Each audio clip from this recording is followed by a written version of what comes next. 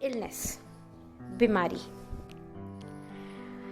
ये बहुत ही नेगेटिव शब्द है और जब से कोविड आया है तब से ये शब्द और नेगेटिव हो गया है। लोग अक्सर बीमारी सुनकर डर जाते हैं। जब तक खुद पर नहीं बीतती तब तक शायद लोगों को पता भी नहीं चलता कि इंसान जो बीमार है वो किस मुश्किलों से गुजर रहा है या उसके दिमाग में क्या चल रहा है। बीमारी कोई भी हो सकती है, physical illness, mental illness, anything that disturbs your mind and heart, that gives you pain. पर गाइस, हम नहीं समझ पाते जो बीमार है उस पर क्या बीत रही है।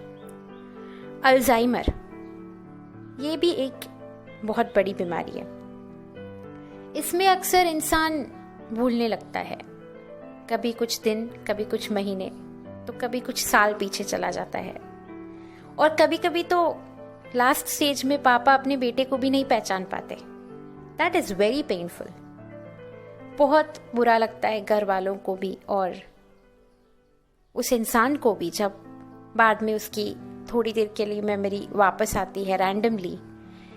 तब उन्हें जब याद आता है कि उन्हें अल्जाइमर है तब बहुत बुरा लगता है। लेकिन मैंने इस बीमारी में एक अच्छी चीज देखी है। The life span that a person suffering from Alzheimer goes through once the Alzheimer is detected till the person dies, that is the most beautiful lifespan that he lives, because maybe he's the happiest person at that time. बोला जाता है most dangerous heart disease is strong memory. So देखा जाए तो Alzheimer वाला इंसान हमेशा खुश रहेगा, उसे कभी ग्रजेस नहीं रहेंगे किसी चीज के। आज अगर मेरे साथ किसी ने कुछ बुरा किया और अगर मुझे कल वो याद ही नहीं है, कितना अच्छा है ना। कल मुझे वो सेम इंसान मिलेगा और मैं उससे बिल्कुल नॉर्मली बिहेव करूंगी उसके साथ।